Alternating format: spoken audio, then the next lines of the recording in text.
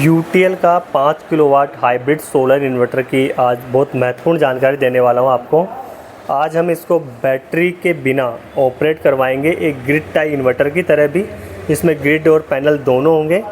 उसके अलावा हम बिना ग्रिड के भी इसको ऑपरेट करके देखेंगे क्या डायरेक्ट हमारा जो लोड है घर का वो सीधा सोलर पैनल से चल पाता है या नहीं चल पाता है।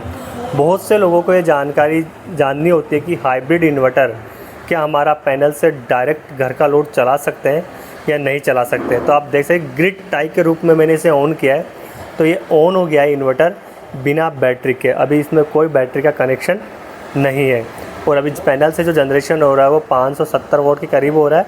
ग्रिड में जो एक्सपोर्ट हो रहा है वो 280-250 के करीब हो रहा है। उसके अलावा 210 वोट के करीब का हमारे घर का लोड चला हुआ है। आप ग्रिड में देख सकते हैं 244 वोल्ट अभी आ रहे हैं। और अभी मैं आपको सोलर पैनल की भी दिखा देता हूँ। ये सोलर पैनल से अभी जो एनर्जी बन रही है वो है। इसके अलावा मैं आपको रिकमेंडेशन नहीं करता हूँ कि आप बिना बैटरी के और या फिर बिना ग्रिड के सपोर्ट के आप इन्वर्टर को चलाएं, क्योंकि कंपोनेंट्स में दिक्कत आने की संभावना रहती है उससे। अब हम इसकी ग्रिड जो है ऑफ़ करेंगे और फिर देखेंगे कि ये इन्वर्टर सिर्फ पैनल से ही अपने घर का लोड ऑपरेट कर पाता है या नहीं कर पाता है। तो अभी इसमें फॉल्ट मोड पे चला गया, जैसे ग्रिड डिस्कनेक्ट की, अब वापस से बैकअप मोड पे आया ये, यानी रीस्टार्ट होगा।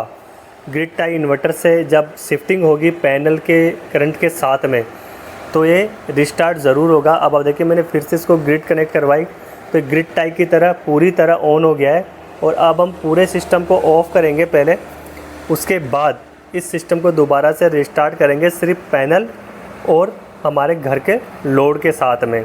उससे पहले मैं आपको दिखा दूं फिर से ये बैटरी के जो वायर है टर्मिनल वो बिल्कुल निकाले हुए हैं, बाहर है, बिल्कुल भी कनेक्शन नहीं है बैटरी का कहीं से कोई भी। बहुत से समझते हैं कि यहीं से भी अटैच करके रखते हैं इंटरनल, लेकिन इसके लिए कुछ सेटिंग्स भी चेंज करनी होती है, तब जाके ये पूरा प्रोसेस ऑन होता है सिर्फ पैनल से घर के लोड का।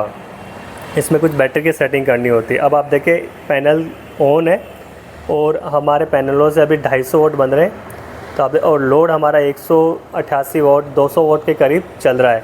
इसमें ग्रिड भी नहीं है, बिल्कुल डायरेक्ट पैनल से घर का लोड चल रहा है। जितना जनरेशन होगा उसका 80% या 70% आप लोड चलाते हो तो आपका लोड कंटिन्यूसली चलता रहेगा और काफ़ी अच्छे से चलेगा।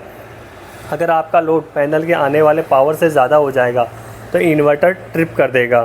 और इस कंडीशन में मैं आपको रिकमेंडेशन में अगेन बोल रहा हूँ, रिकमेंड नहीं करूँगा कि आप इस प्रकार इन्वर्टर को यूज़ करें, क्योंकि ऐसे ख़राब हो सकता है इन्वर्टर।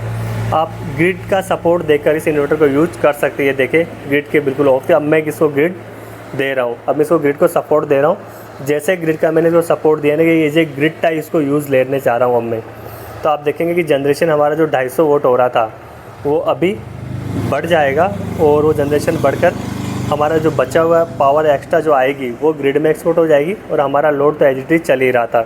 अब देखिए जो सोलर से आने वाली पावर वो 1 किलोवाट की हो गई है, जो ग्रिड में जाने वाला पावर वो 780 वाट का एक्सपोर्ट हो रहा है और वो 200 वाट के समथिंग का हमारे घर का लोड चला हुआ है। तो आप इस इन्वर्टर को कैसे भी काम में ले सकते हैं। तो मैं मिलता हूँ आपको नेक्स्ट वीडियो में। बाय दोस्तों।